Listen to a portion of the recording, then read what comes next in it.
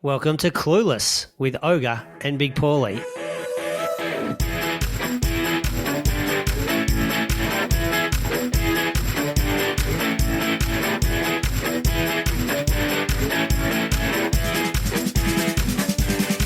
Welcome to another episode of Clueless with Ogre and Big Paulie. Big Paulie, how are you this evening?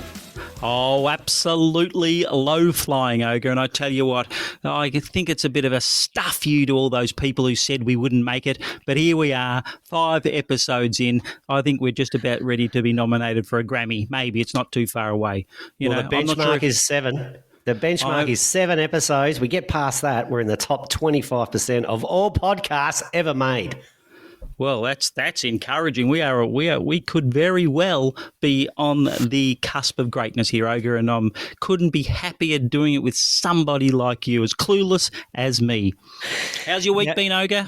It's been good, and I was going to lead you into it, Big Paulie, but guess what I've been doing tonight? Oh, well, you could have said many things, but I've been out cooking a barbecue, mate. Brand spanking new barbecue, first cook. Only a few episodes after our great Scotty Dell story, the barbecue cleaner. And there I was. You were telling us previously in your shorts and T-shirt, I was out there in a puffer jacket and had a beanie in my pocket, just in case. Bloody freezing. So just to clarify for those who perhaps heard the stories a couple of weeks ago, did you get someone to deliver the barbecue and set it up for you, or you did all that yourself? No, well, it was surrounded Father's Day, so the boys chipped in. I did come home. I was interstate travelling, and I came home and I said, "Oh, boys, if you haven't got anything yet, a new barbecue would be good." And it was just dead silence. Pause of about 5 seconds, and one of them turned around and goes, "Well, that means we'd have to take everything else back." Which I gave to him. I thought, that's a little funny line there. It's a good save. But then they surprised me on the actual day with the barbecue that came in a big box, Big Paul. And I said, "Is that how I get it, or is someone going to put it together?" One of them put their hand up. The apprentice Chippy put his hand up and has knocked it together. And there I was outside. I said, "I'll cook the first one. It's my present. I'll cook the first one." But I was thinking of you, Big Paul, in a puffer jacket, freezing, and 13 degrees, feels like 7 in Melbourne. But it will be nice once it's daylight saving and the sun is out, Big Paulie. Just warming up for summer, that's the way to go. Well, with all your boys, they would have only had to put in about $10 each. You got that many boys. And did Chippy Charlie, did he actually have his ticket? Did he have a permit to do that? Did he speak to OH&S about putting the barbie together? It was Chippy Will. It was Chippy Will that did it. Yes, yeah. Charlie would have sat back and supervised, I would have thought, at $80 an hour. He fitted it in. He fitted it in when he was available. So he didn't do it all in one stint, but only lost one screw in the process, and it worked well. I'm pretty happy with it, Big Paulie. That's good. You cannot beat a barbie, as we've spoken before. And the similar story to mine, I can't own up to putting mine together either. That's what sons are for. My Patrick put mine together as well when I wasn't here, and thank goodness so, because I reckon I'd still be doing it now, Ogre. That's right. I didn't want to go near it. Now, Big Paulie, our last episode, we had a young copper on, Paddy Cotter. Great episode that it was. We got the insights of the academy into police life. One thing I never asked you was, have you ever been in the back of a divvy van? How many people listen to this, Ogre? Are we on air? Yes is the short answer to that question. You have? Well, I didn't want to bring it up at the time, but there was a little story going back a long time, Ogre, when you're a bit young and silly and perhaps intoxicated. Of course. And I may have been walking down a street in Essendon, of all places, just strolling home from a night out at the now defunct Regine's Social Club or Disco, whatever it was, the local haunt. And I may have had a few too many drinks, and I may not have seen the police car sort of coming in front of me and blocking my path as I staggered from one side of the footpath to the other, Ogre. And I may have abused them for blocking my path, perhaps not realising who they were and not showing the respect that I perhaps should have. And, yep, I ended up in the back of the divvy van at the local station and 3 o'clock in the morning, and they may have rang old mum and she had to come down. And I tell you what, I'd rather have stayed in the divvy van, Ogre, I tell you what. Well, I have one, Big Paulie, and in my situation, I had not had one drink. It was the first time I'd ever told my mum and dad I was going down the pub. I was 17. It was Christmas Eve. Pub I'd been to before, but it was the first time I'd actually told them. Christmas Eve, it was heaving, absolutely heaving, and had multiple bouncers on the door. And I thought, oh, shit, what am I going to do here? I bump into someone, and I said, oh, can you go in and see my mate Macca and tell him I'm out the front? So he goes in and tells my mate Macca. This guy then appears again and goes, here you go. He gave me his ID, which in those days didn't need to be a photo. So I go up to the bouncer with ID, and I do not know. A note from your parents was okay to get you in those days, wasn't it? I did not know what my name was on this ID, Big Paulie. So I think they asked me a first question. I was done. I was gone. And he turned around to another bouncer and said, let's ring the cops. I didn't know. I thought they were joking, but I didn't bail. I didn't worry. The cops turned up. They put me in the back of the divvy van in front of all the windows, right? So the pub is heaving. Yeah. And then they just came in, and so I was in there going, okay, let's go. I'm getting out of here now. This is embarrassing. Cop came in, leaned in, and goes, oh, where'd you get the ID from?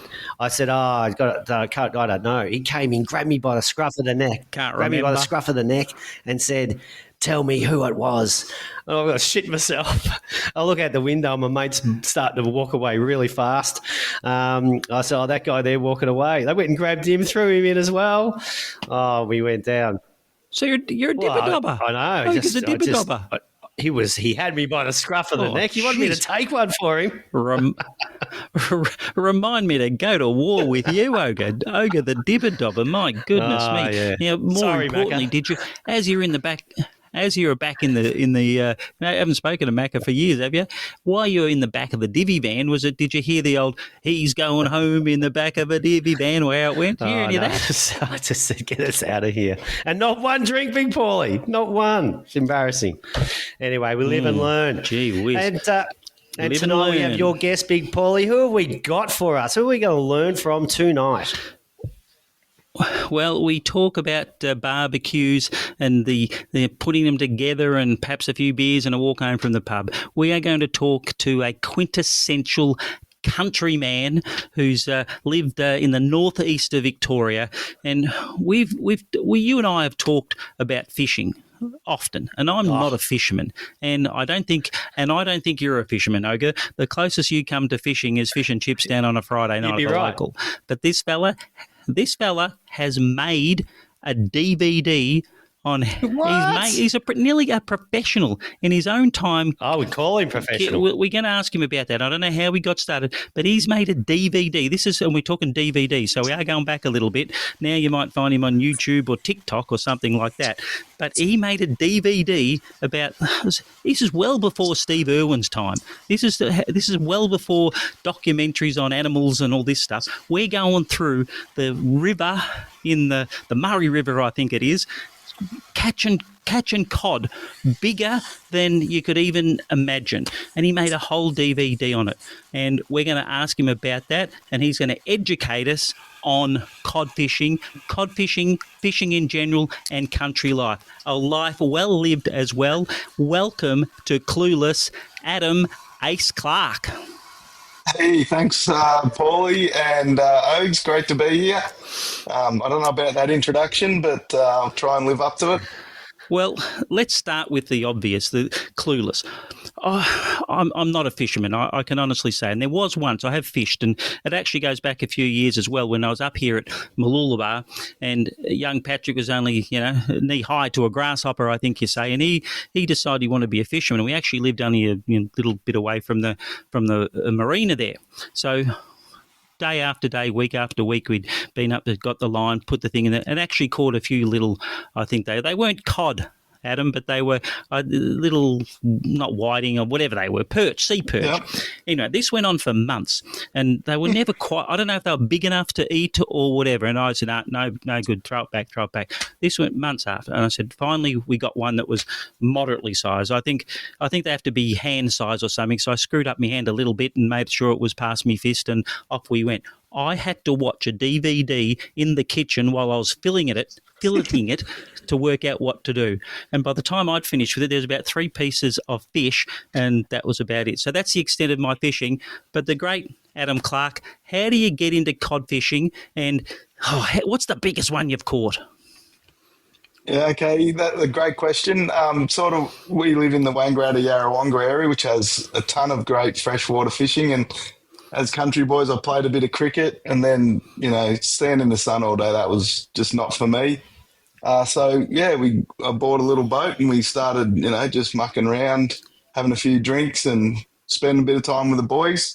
And then it got pretty serious. So, we got right into it. And then as it turned out, I was learning how to edit videos for a deer hunter who made videos to sell, teaching people how to stalk deer and all that. And I said, that's a whole other discussion. I can't wait to get into that. Yeah, there's a bit of a story goes along with that. But I said to him, well, I'm like me fishing. I might make a fishing movie in the same vein. So spent 3 years in the boat, walking the banks, carrying a camera with a few mates and just filming everything we caught. Really good times. It's pretty difficult carrying all that gear and fishing at the same time. Drowned a few cameras, lost a bit of gear. But in the end, 3 years later, we put out a DVD called Murray Cod Magic, which was, there hadn't been a cod fishing DVD for a few years. We got about 10,000 stamped back in the day when what things weren't digital. Yeah, and we sold them to shops and at markets and things like that. And it really took off, and it was a lot of good fun, but a lot of work for, for 40 minutes of. Let me get this right. So we've been 3 years in the making. I mean, I think Spielberg took 6 for some of his good stuff. Yeah. So we're talking three months. We're talking 10,000. What do you call them? Runs or 10,000 presses? Yeah, whatever. Prints. Yeah, presses. Now, yeah. I don't know much about the cost of DVDs and what they cost and what you sell, but 10,000 times anything seems like a lot of money to me, Oga. That this seemed like a fraction profitable. How much coin did we bank? Yeah, well, we sold them for $40 each, and we don't have any left, so you can do the math. Well, hang on, let me get the phone calculator. So pretty popular. You sold all 10,000. Income. Yep. Oh, there's got to be a sequel. Yep. Murray Cod Magic 2. Oh, and I'm up for that. The interesting thing was, I used to get pulled up in the street and say, "Oh, you the bloke from Murray Cod Magic?" And I'd say, "Yep." And I'd say, "I really liked it." I say, "Oh, where'd you buy it from?" "Oh, no, I just got a burnt copy off me, mate." So I've got no idea how many. So 10,000 dead set legit at $40 a pop. Was there any bulk buy discount, or we're banking 400,000? No.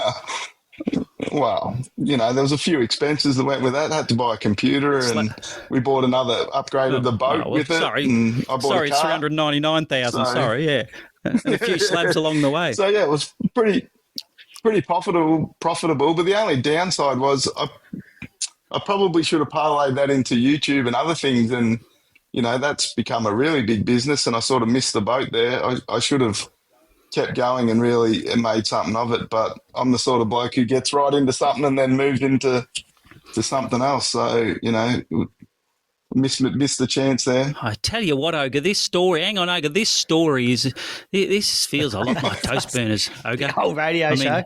For those again who've listened previously, we not quite on the same scale. I think we pressed 100 CDs, Ogre, and we've still got 98 left. That's right. And we were giving them away too. So I just see, so you got right into something. You thought it could be going on. I get that from the actual name of the DVD, which is Murray Cod Magic Volume 1. So you expect it to be future volumes, but as you said, just got distracted in life and doing other things. Yeah, well, that's right.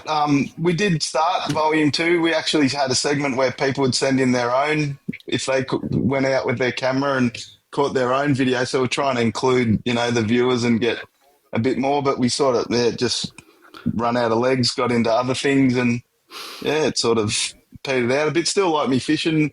I moved to Yarrawonga now, and lucky to live by Lake Mulwala, so I can walk out the door and catch a fish now. So no need to get in the boat and do all that sort of work. I don't know, mate.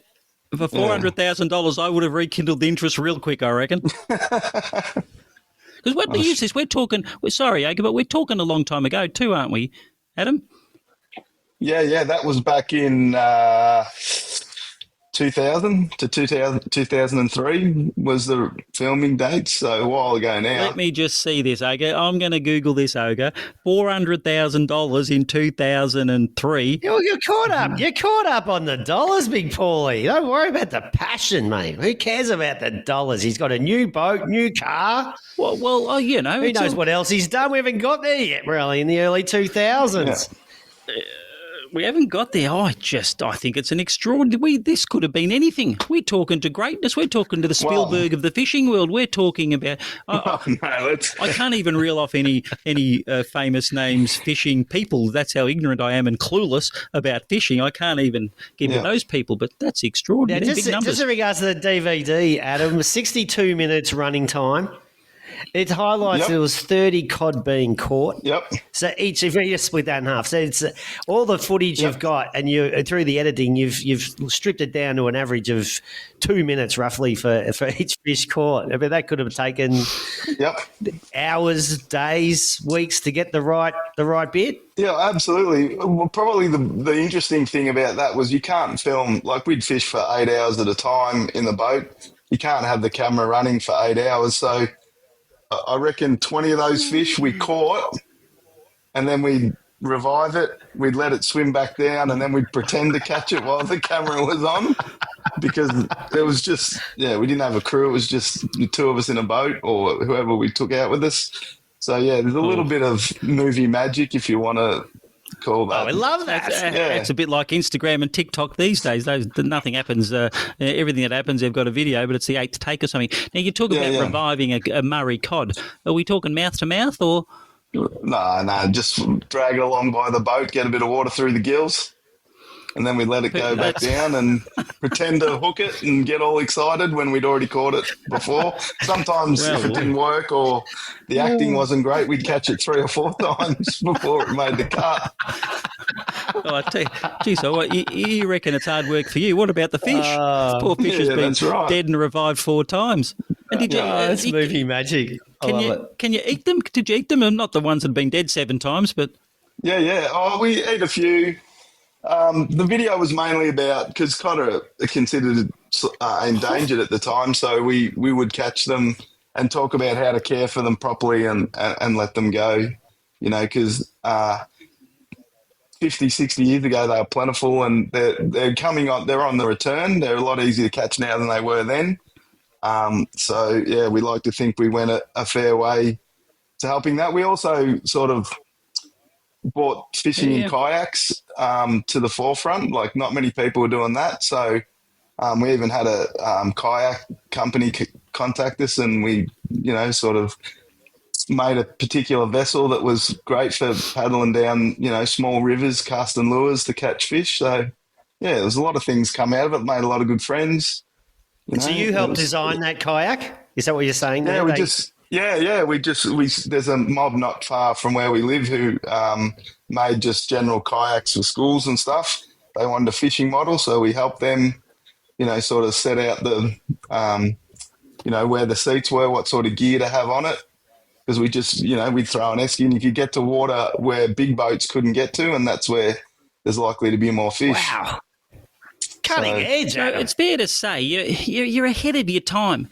You're ahead of your time. So we're going back 20 years. You're doing footage in remote areas, a bit like LB Mangle. Yep. It's just dawned on me, LB Mangle wrestling alligators or something.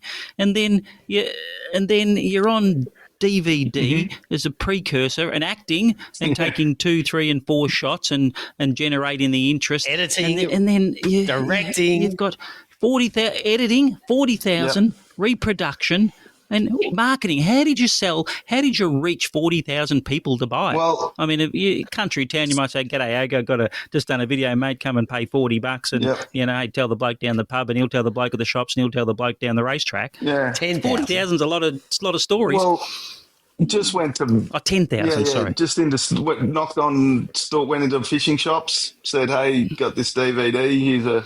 Here's a copy. Take it home and look. And if you want to place an order, go for it." And then we were on eBay, pretty popular on eBay, selling.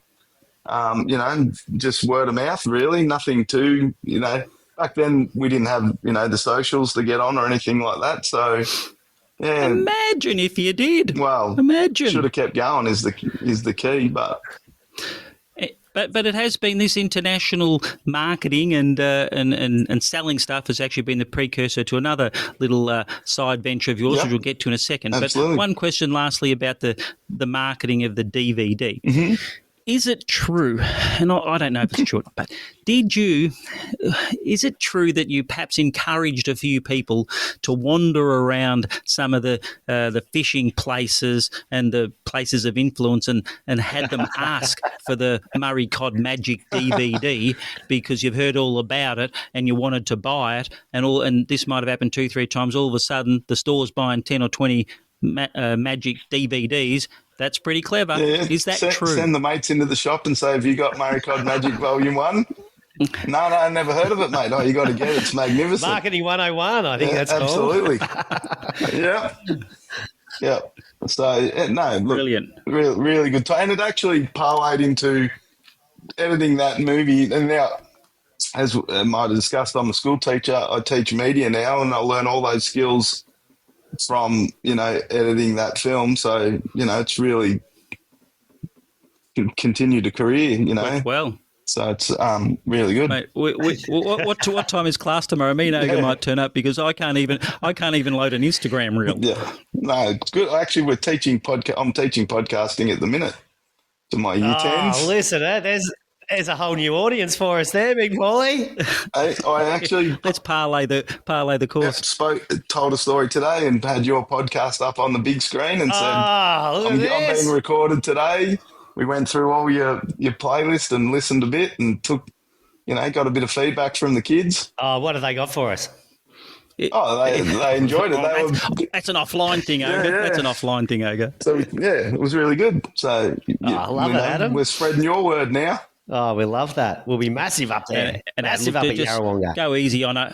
Yep. Go easy on Oga. I mean, I know the kids probably said they like Big Paulie a bit better and all that sort of stuff, but let's a team effort. We'll go down together. How do you shut that guy up?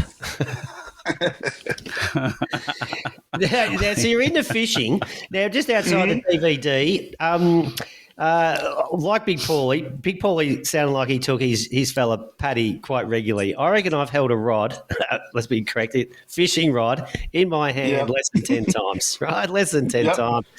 I've probably going close to taking out more eyeballs into people around me than I would have gone close to catching a fish. So you got into that when you were younger. What's the longest you've ever spent on the water? Oh, gee. Well, one day in the kayaks, we went out, started at about 7 in the morning, and we used to have a handheld GPS that had the map, so we sort of knew where we were. We paddled for 8 hours, casting lures, fishing, and we come across a camp, and the guys pulled us over. It was getting dark, and we said, we're just heading down to this next bridge. And the bloke said, that's, 4 or 5 hours away. So, we've spent 12 hours at a time, just paddling along. Might camp on the side of the river if we have to, but, anything to get into those real backwaters where no one gets to. You camp outside and then go again? Yeah, back in the kayak again or the boat, and off you go. Throw the swag in the boat, do whatever you need to do. Every time you've talked about fishing, you've said we. Do you ever go out on your own? No, I've never gone. Not interested in sitting in the boat. Because that'd be boring. Yeah, well, sitting in the boat and talking to your mate and having a few beers and telling stories or theorising on how to catch a fish is probably more exciting than fishing. And freshwater fishing is a very hit and miss thing. Like in the sea, you catch a lot of fish quite regularly. freshwater, if you catch 3-4 fish or one an hour, you're having a really good day. So it's quite a different, you know, and it's a lot. There's no one around. You see a lot of wildlife, that sort of stuff. So it's really good. Sort of a rite of passage for young country boys. And I think there's a rule. I think there's a rule in fishing as well, Ogre, that I quite like. You know, if you're going out on the water, I think it's boys only. Is that right, Adam? Boys only, no girls allowed. No, yeah. And and the SU's full. Yeah, exactly. Or empty at the end. And freshwater fishing, freshwater fishing versus sea fishing. There's a little old saying, you know, you never take a banana on a boat because it's bad luck. Does that apply? Yep. Does that apply for no? Take whatever you like. No, nothing freshwater. We just it's just about getting out with the boys and having a good time. Okay, so catch a fish. So I've never heard the banana story. Yeah. Well, no, that's never heard the banana story. Now, that's very true. So, walk me through this. Big Paulie wandering up to the Murray River. He's got his, I don't know, what have I got? My 10-ounce line and my Shimano and my a bit more than that, but yeah, and my Shimano rod and reel. And I say to myself as I wander up, I'm going to catch a big Murray Cod. So you haven't answered the question. First of all, how big is the biggest one? And then tell me, Big Paulie's coming up with his 10-ouncer, his Shimano gear, maybe the waders, no kayak. I'll have to get one high one from Jimmy, the high man on the side of the river. How can I catch a Murray Cod?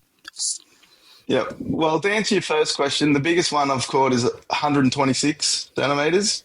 So that, and you know, about 80 pound. That was actually just outside the house. It was a bit of a mixed catch because my young fella Cooper and my daughter Mackenzie were playing on the Xbox. They have the fishing rods in, sort of modern fishing this is. You know, they can hear put a bell on it. When the bell rings, you run out and catch the fish. So it doesn't really require the patience that I'd like from fishing, but my daughter Mackenzie ran out and said, "Oh, we've got a fish." She's winding. She's going, "Oh, it's stuck." I said, "Oh, give me a go." And I wound in and, yeah, at 126, you can barely pick it up at that size. You know, it's a massive, massive fish. Like, you can put your head in its mouth. So that's probably the biggest one I've caught. Hang on. Are you claiming that, Adam, because you pulled it in, or is it half Mackenzie's? By the sounds of things. Yeah, there's a lot of debate in the house. There's a big photo in our hallway of it, and I'm holding it, so I'm claiming it. Yeah, you've got the evidence. But that's sort of the over a metre is the sort of the goal of, you know, the golden mark of Murray Cod fishing. That's what everyone's chasing, something over a metre. But the real key to fishing for Murray Cod is just throw your rod in somewhere where there's a lot of wood, like a lot of fallen trees, because that's where they hang out. You know, and just whether it's your bait or your lure, anywhere around a, you know, deep bend with a lot of wood in it, you're a fair chance to catch one. Big Paulie's a chance. He's heading up with his Shimano 10-ounce, bit of wood on the side, bit of a bend. Now, does it need to be windy, cold, sunny? Nah, anything will do. Wind, preferably no wind and that, but lots of sun. They're a bit more active in the summer. They're a bit more likely to catch one. Yeah. I was on a work meeting recently, Adam, and so Teams online, and we were both working from home. The guy in the background had a bookcase behind him filled with DVDs. Don't tell me he had the Murray Cod magic. No, it never came out. Never came out that he did. But through that chat, he goes, "Oh, this is all I've got left. I've thrown away heaps of them." Mm-hmm. And then through that conversation, he said, "I don't even have a DVD player. I just haven't got rid of these yet." Do you still have a DVD player? And do you bring out Volume 1, the magic Volume 1, every now and then just to see what you look like 20 plus years ago? No, I haven't seen it for a long time. I've got one copy at home still. Actually, the kids for my birthday framed a copy with the cover. I've got that, but I've actually got one sealed copy. I think you can still see it. I sold the rights to the Australian Fishing Network for their digital platform. I don't know if it's still on it. I'm not getting any money from it, so I don't know how many people are watching it. It's probably showing its age now. You know, the quality's not as great as, you know, the new stuff. I don't know anyone who's still watching it or But I still get a few people stop me and ask me if I'm, that, because I made sure myself was on the front cover and things like that, even though there was a lot of other people in it. But yeah, look, no, to answer your question, I haven't seen it for a long time. I'll give you the tip. It probably hasn't changed much. I mean, when you edit it, It hasn't changed much. nah. But when you edit something for like hours upon hours, the last thing you want to do is watch it again. Editing it, I just saw enough of it to never want to see it again. I'm all for volume 2. Love it. I want to go back to the deer hunting though. The deer hunter. Yeah. You'd been engaged for the deer hunter. Yeah, well, And I actually was he doing a similar thing to you? Yeah, well, he was the foremost deer hunter. He's still alive. He's a fair bit older than me, but he was the foremost deer hunter in Australia, and he sold a lot more than I did. He had 10 or 12 DVDs I edited for him. But I worked for him as it's a bit of an interesting story from people in the city as a professional exterminator. So we would go and go to farms and rice fields and cherry orchards and dispatch animals that were causing crop damage or overrunning farms and stuff like that. So probably not everyone's cup of tea, but you're doing the right thing for the farmer. But yeah, so big kangaroos, rabbits, crows, wombats, that sort of stuff. So I heard you say you relocate the animals. Is that correct? into the ground. So how do you get rid of them? What happened to the deers? We've moved on to extermination now. Yeah. Well, the deers are different. You can, harder to see a deer. It's a lot easier to see a deer now. Like in our area, you got to watch out for deer on the road. But back in that, in the early 2000s, if you saw a deer, that was a pretty magical sort of rare occurrence. But the other animals, they're just rare occurrence. So to look at and be admire it, or a rare occurrence, reach to the back of the ute and get the shotty out. Which one? Well, both really, but they're becoming a bit of a pest actually. The deer at the minute, but yeah, that was a fun job for a while. Certainly, had one job where I had to exterminate a heap of crows from a school that were stealing lunches from the primary school kids, and tipping their bins over. Yeah. So, and how do you get rid of them? As in, just with a firearm. Yeah. Authorised and legal, of course, for those listening at home, with a permit. Yeah. Well, that's right. Yeah, all that, like the parks people have to come in and give you a permit. You have to go and you remove this amount of animals to help the farmer, or often it's overpopulation. Particularly with kangaroos, there might be 1,000 of them in an area, and they got no food. They're wrecking the crops, that sort of stuff. But for the crows at school, then let me just walk you through this. So the crows at school, on Tuesday we've got assembly. On Wednesday we've got a fire drill, and on Thursday we've got get rid of the crows. Kids, don't be alarmed. We're just shooting crows for fun here. They'll be done by lunchtime. Don't be alarmed. Go along with your business. Is that how that worked? Yes. Well, I don't know how much people want to know about it, but it'd be a Saturday morning. We'd put signs up around the school that was taking place. We would use fake crows and sit them out in the park, and then we'd be inside the classroom picking them off out of the classroom. Oh, God. Just picking them off. Yeah. Oh, the country ogre. The country. It probably doesn't happen often in Melbourne, but yeah. No. She's a different place. Well, I reckon I've held a gun as many times as I've held a fishing rod, but yeah. What about the poor crow who's not guilty, Your Honour, and was just in the wrong place at the wrong time, just having a bit of a chin wag with his mates, and he's gone, he's gone. He didn't even touch the lunches. Don't ask questions, mate. Give him the invoice. Pull the trigger. Just with the crows, would you have to get rid of all of them, or they'd soon get an idea that there's danger in that school ground and get out? Well, yeah, after a while. Yeah, that's right. You'd get a few early, and then you'd wait a bit, and they were pretty persistent. So they're pretty plump. We're talking. There's no crows. Hey, crow, stop. This is the exterminator. Put up your wings. Put down your beak. Nothing Freeze, like motherfucker. that. Just bang. See? No. Golly. Little sneak attack, mate. mate. They didn't see it coming. Didn't feel Well, a it's thing. humane then. Mate, I've been in a new place for not very long, Adam, and I've had to pick up the rubbish off the ground near the rubbish bin a number of times. I'm going, bloody crows. Might have to get myself a gun No, just to ring scare Adam. them off. But Jesus. I know it sounds unsavoury, but you really are, Yes. doing it's a real need, not just crows, but they were only on the odd occasion. But, you go to a cherry farmer, might lose half his crop to crows. So, and it's not without, the wildlife people okay in it. So I want to make that clear yes. before No, there's no doubt I get a about bad that. rap. Well, and those crows, they're big things sometimes. So you see them sometimes on those bins, and they're as big as your head. Like, they are big, big things. Yeah, I tell you, we need to get you, Adam, up here on the Sunshine Coast, because I don't know if you've been to the Sunshine Coast, but they have these bush turkeys. Right, and they just literally wander around anywhere, on the beach, on the road. I actually took a picture of one last week at work. There's a work site, so there's all the workers and the trucks and everything. This bush turkey was literally walking through the gate. So I posted it on our team group chat that the supervisor had been called for an OH&S meeting, and here's this bush turkey going through the gates in the main street of work. Unbelievable. So we might have to get you up for the bush turkeys, I reckon. What's wrong with them? Nothing, but they're just What's wrong with the bush turkeys? everywhere, and they don't add anything. I don't think. I don't know. They're a bit like the crows. They're just pains in the ass. They don't hurt you, mate. You could nearly feed them. Gotta go.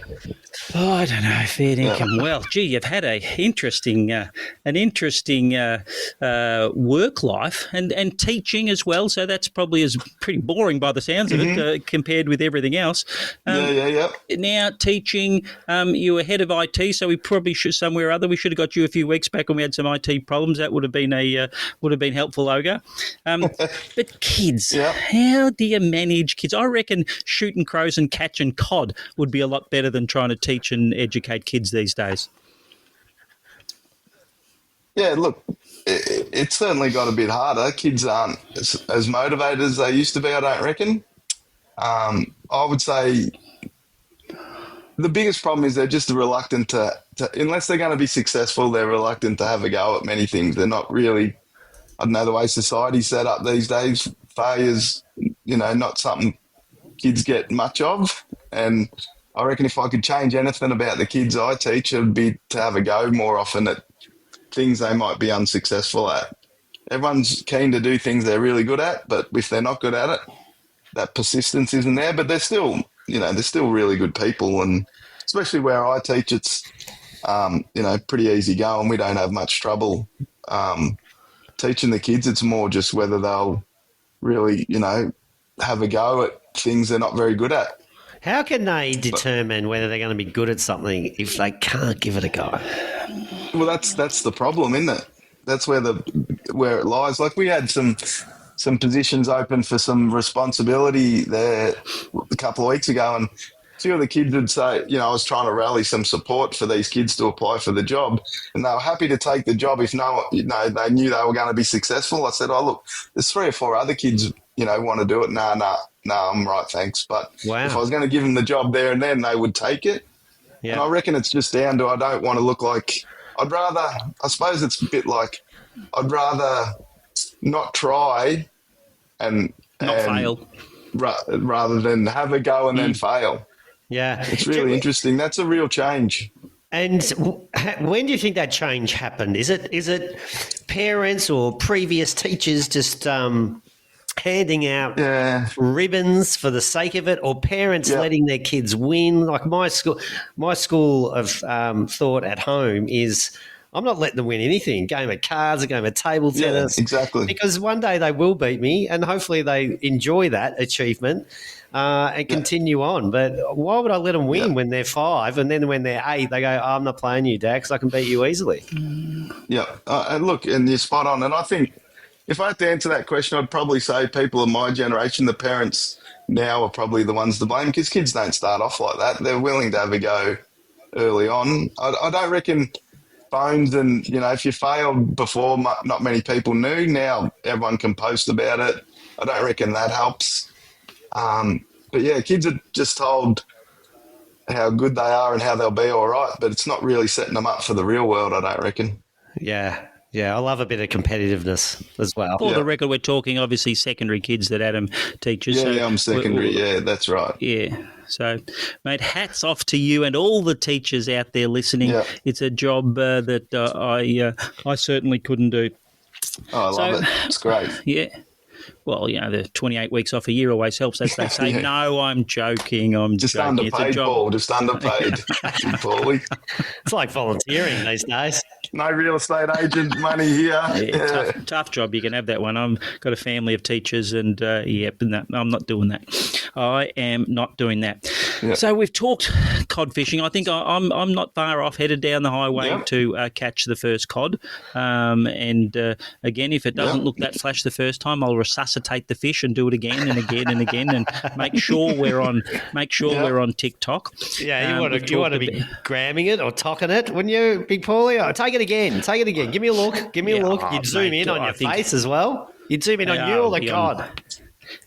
Tinder, Grinder, Grinder, whatever it is, I don't know, Swipe, whatever, I don't know where you put it these days, but it will be out there for that. Just on that point, Big Paulie, I have been out on the apps in the past couple of years in following a relationship breakdown, but the big no from the female world was don't like someone who's holding a fish with a fishing rod in there. That's a no. It's a no-go zone at all. Yeah. So that shouldn't be your profile pic. I think no fishing rod. No, probably not a VB stubby either. It's probably not a good idea. I reckon maybe. I don't think a gun and a heap of crows helps either. And maybe not a handful of crunched up TAB tickets either. So that ain't going to help you in a hurry, I reckon. So you've had a big life, Adam. Done a lot of things up, but important things, obviously, as we've spoken about. But I think you're pretty handy at the footy as well. Is that fair to say in your heyday? We've gone so mega movie star and director Spielberg, and now we're disciplinarian to the kids and making them all better people. Great things. We've killed off the crow population. You've introduced the Clueless show into your classroom. Great work. One of your greatest achievements amongst all those, I would have thought. But footy. There was a story that you could have just about made it at the top level. Perhaps if you spent more time practicing footy than catching cod, you could have done that. But you've had a pretty illustrious country career. I think. Talk us through that and a couple of highlights. I know a couple of big numbers. Okay? I know you don't like talking about it, but if you don't, we will. No, yeah. Look, I love me footy. Just like in the city country, footy's big in the country. It's where everyone, because we're in much smaller towns, everyone plays for the same town. But I had a bit of success playing in. I've played all over the place, but in Ballarat, at Tarrawingi, which is a little town outside of Wangaratta, and I played O&M footy as well. So enjoyed me footy, but had a bit of interest early on from the city, from a couple of AFL clubs, but just not. I wasn't ready at the time when they asked, and to be fair, probably didn't have the aptitude required to make it, at the highest level. Bit lazy, I suppose, would be the right term. Too busy shooting and fishing, maybe. So that stuff appealed to me more than playing footy. So we've been very, very fortunate, Oga, on our last few podcasts. We have had the quasi mayor of Yarrawonga, Luke Disco Clark, who Adam you know well. We have had the mayor of Torquay, Scotty Dell, with his barbecues, and I think it's fair to say if this man here, Adam Clark, walked down the streets of Tarrawingi, mate, they don't know him there for his 10,000 DVDs. They know him as the Jason Dunstall or the king of the goal square at Tarrawingi. Now, tell me if it was wrong. Was it 20 goals one day? 9 in the last last quarter? 18. Oh, that was actually that's an interesting story. I played for Sebastopol in the Ballarat League, and after a misdemeanor at one of our club functions, got dropped into the twos. Oh, golly. Wasn't too impressed about that, to be fair, but had a day out after being dropped and kicked 18 in the twos. But the interesting story about that was didn't get a game in the ones next week after kicking 18. Oh, what do you got to Gee do? whiz, that's rough. So that was rough. That was Dwayne Russell. It might have been a bigger misdemeanor. Was it a bigger misdemeanor than you making out to be? Well, it wasn't something I'm proud of, Ogre, but it was more of a retaliation than anything I started. But Always the way. The retaliator gets caught. But how do you back up 18 in the twos and when you get another roll in the twos? Did you just crack another bag? I moved to I was playing at full forward obviously that day, and then got moved into the centre, which is where I typically played in the middle. Not that many goals the next week, but after that, sort of moved back into the seniors and was right for the rest of the 4 years I was there. But yeah, played a lot of footy at Tara. We won a couple of flags. Captain? And captain of the premiership team. Yep. Tattoos? Tattoo to celebrate? No tattoos. No, not my thing. Big Paulie, not my thing. My old man to kill me. When you kick 18 goals, how many do you miss? Did you miss any that day? I actually missed 7. It was pretty windy. So I started off, I think I kicked 5 points to begin with. But the other team sort of fell away, and I think I kicked 9 in the last and but it was a bit of a howling breeze, so it was, I got a lot of opportunity. Just give it to me, lads. I'll do the rest. Get everybody out of the field, the forward line. Just show it up to me. I had a couple of big. Now I know it's not about me, Ogre and Adam, but never is. But we spend a lot of time about you. I only had 2 good games in my life, and I kicked 8 as well, and this is in the seconds, VFA seconds, and I was on the cusp of making the senior debut. I was pretty chuffed about it, actually, to be honest. And in those days, they read the side. You don't get the team read out on Thursday. I don't know. I'd kicked 8 in the seconds, and kicked my last one about probably 10 minutes. Oh, no, it was a bit longer than that. All the senior boys are out watching the game just before they win. So probably third quarter or something. I'd kicked 8 nearly by 3/4 time. And anyway, I remember, roved it beautifully off the pack. Rose into an open goal through the goal square, kicked it and turned to the crowd and said, "That's 8." And I thought, that's fantastic. I'm in the next week. And like you, Adam, I did not get another game. And there was one other day, gents, that I did kick 8-6, Ogre, in answer to your question, how many you kick. And again, I won't self-indulge. That's an interesting story for another time as well. But what's your best? What do you mean you won't self-indulge? No. What's your best? You swift through it. Oh, mate, I'm surprised we didn't get kicked. I was the third quarter, and I said to the crowd, "Oh, that's 8." It's like it's not about. Don't talk about me. Not about me. Okay, how many you kicked? What's your best? My best was 3 for the year, or a quarter, or 3-1. 3-1. 3-1. Oh goodness! Yeah. Who are we talking to, Adam? 3-1. It's not bad from fullback. You were a defender, were you? So the king. So we're the king of Tarawinji. Yep, love me footy there. So footy, fishing, and golf as well. Yeah, love me Handy golf. golfer. I've had the pleasure of lazy handicap update. You've heard of the Matador? Oh, yeah, I've heard of the Matador. He's more famous in Yarrawonga than any Murray Cod fisherman, I can tell you. Well, I don't know about that. But golf, handy player, handicap these days. Yeah, love me golf. I'm at 8 at the minute. I'm fading. Fading with age or time? It's a bit of time commitment, but I love me golf. There's nothing. It's sort of replaced fishing, where the place I go and hang out for me mates. Yeah, okay. Not too serious about it, but I love playing. So, especially when the big Paulie makes his way down to Yarrawonga. Yes, aka the Matador. The listeners have heard the Matador story, and do you have the white belt as well, Adam? No. No, well, he could wear the white belt. He's sub 10, so he's entitled to wear the white belt. So that's okay. So we might bring one up for you. Not a chance. No. And Adam is the most. Not for me. I'm an. He's a laid-back golfer. We're talking board shorts, runners, maybe socks. That's me. And a fishing T-shirt, and no gloves. No glove. That's it. Carries his own bag. we're talking old school, okay, old school golfer, but just Yeah. 8 sticks, doesn't need 14. No. Just give me 8. no, and Yeah, just yeah. bang bang, very very handy.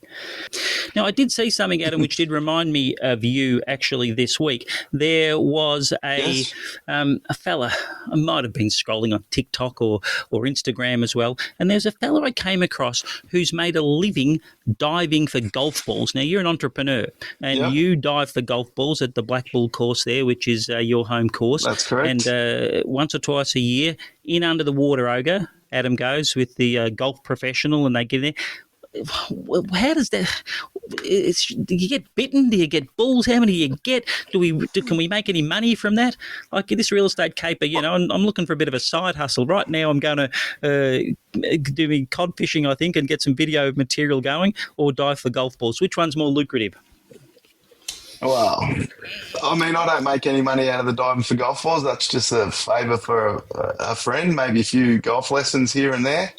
But yeah, we jump in. I think last about 4 or 5 hours, you get 4,000 or 5,000 balls. What?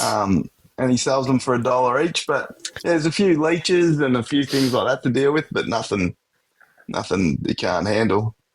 But yeah, there's balls everywhere. So is that one waterway, one lake, or is it across a number of holes? Yeah, there's quite a few little dams. Yeah, so there's a couple of quite prominent waterway sections of the course where when you put your hands down in the water, that's all you can feel. Like you can pick 20 balls up at a time. Like it's incredible the amount of golf balls that are. It is a whole year worth of playing, and the course is very popular. So, and there's quite a bit of water, but yeah, just more balls than you could, possibly deal with. But he takes them home, scrubs them up, a bit of work in selling them, but. Yeah, there's a lot of golf balls Just to be found. recycling, That's really, for sure. isn't it? Yeah. Absolutely. I'm amazed, continually amazed at the amount of balls that are in that lake. Yes, well, I've had some okay games of golf and lost 3 balls in water, 4 balls in water. I've had terrible games of golf and haven't lost the ball. So it's like it's the mystery of. I've lost 3 or 4 balls by the second hole, Ogre. So the balls that Adam's getting out of the water, mostly mine, I reckon. So this guy's name was Sam Harrison, a 30-year-old treasure hunter who dives into murky golf course ponds to scoop up the ball players leave behind. In the US, golfers lose. How many golf balls do you reckon US golfers lose every year?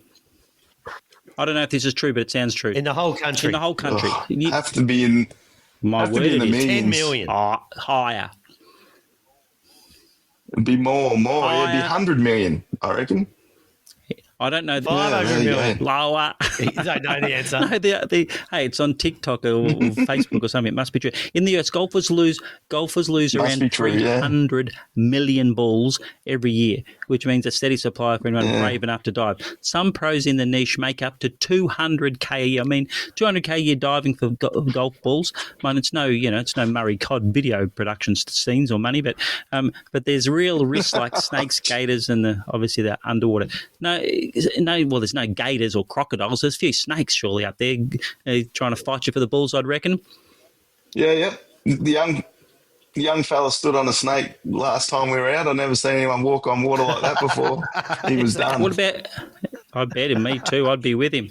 What about in the water when you're diving for the balls? Any snakes and stuff in there? No, none in the water.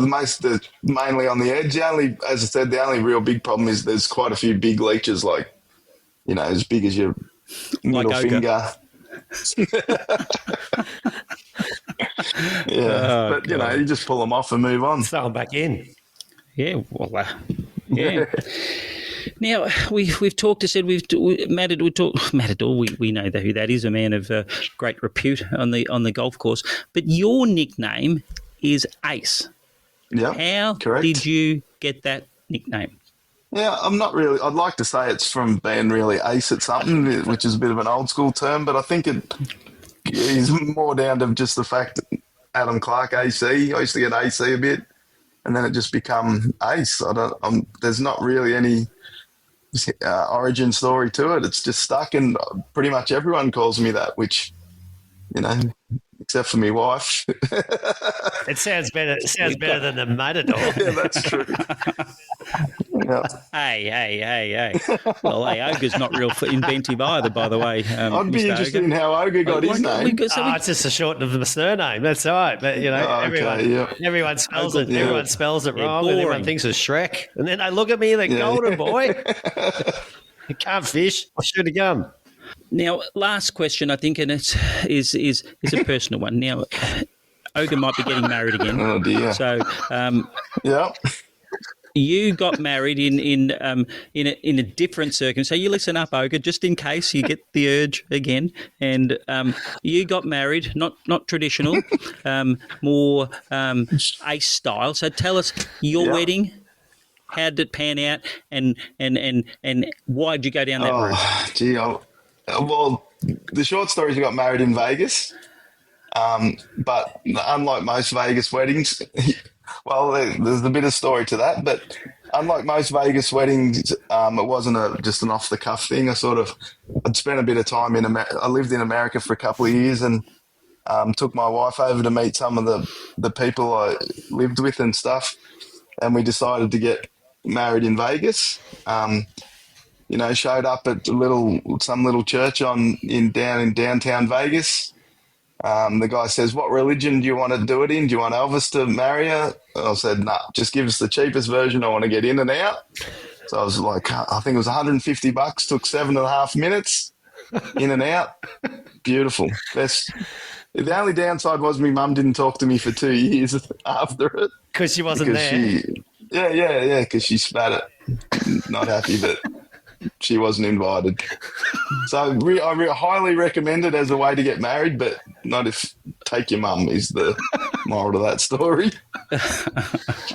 and it's lasted how long? Well, there you go. Yeah, well, it lasted. No, it's still going, but it remains to be seen.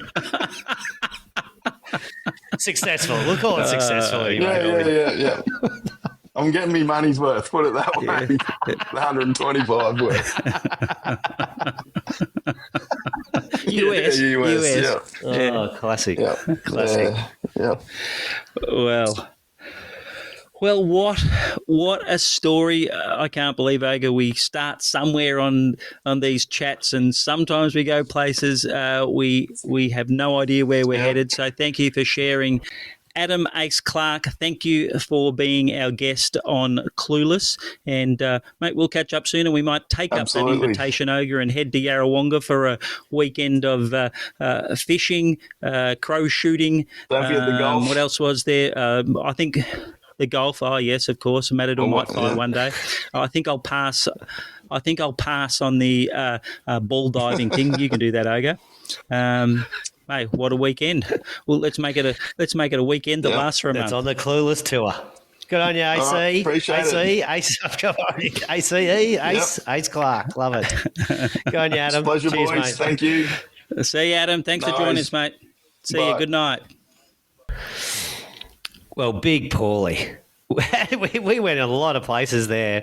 Started with the Murray Cod Magic Volume 1, deer hunting, crow shooting, exterminating, school teaching, media, podcast. We're in the classroom today, Paulie. You and me were in the classroom today. Oh, we are getting famous soon. You've heard of Hamish and Andy Ogre, but Ogre and Big Paulie, they are on the march. So if you need big producers out there, if you need to get hold of us, you know where to get hold of us. But there's a lot of topics and a bit of a hint for you, Ogre, there if you're contemplating, going around a second time. Me, I'm headed down the highway with my Shimano and my 10-ounce rod or whatever I'd it love is. to see you with you. And I'd love to see you with your waders on trying to get into the kayak. If a bloke is going to drown with his waders on getting in the kayak, it will be me, okay? Guarantee you. But we'll be in good company. The man of the Murray, he'll take care of us. He'll be a perfect host, no doubt. So we've got a lot to look forward to over summer. Big Paulie, I've told you there's been some editing in this podcast, but the editing in the video, the DVD, and he said, sometimes we've caught it, we pretend we throw it back in, and we don't like the acting, we throw it back in. 3 or 4 times they might catch the same fish. that. Well, yeah, think of the poor fish, do you? And what about the poor fish? Did he have to go and act dead twice or 3 times? Who knows? Well, he might have to go back to acting school with fish. I don't think he got thrown back in. I don't think they'd come up with a catch and release by then. It was a long time ago. All legal, of course. All legal, of course. Okay. And the 126 centimetre, well, I don't know. I think his daughter Mackenzie might have half claim to that. I mean, she planted the rod. She might have pulled it in. I haven't got past the 40 episodes at the 10,000 is still, I can't say it right, 10,000 DVDs at $40. My calculator's still going around in circles with that, and I can't believe with those sort of numbers you'd lose interest, Ogre. I'd be still out there on the Murray River right now, I reckon. Well, you'll be listening to another episode of Clueless with Ogre and Big Paulie. Special guest tonight, Adam Clark. Hope you enjoyed. Hope you learned something. Hope you had a few laughs. Thank you, Big Paulie. Thank you, Ogre, and we'll be back next time with another edition of Clueless, where you and we hopefully learn something. You've been listening to another episode of Clueless with Ogre and Big Paulie. Follow, like, subscribe, even leave a review. Do it all. We'd love to hear from you.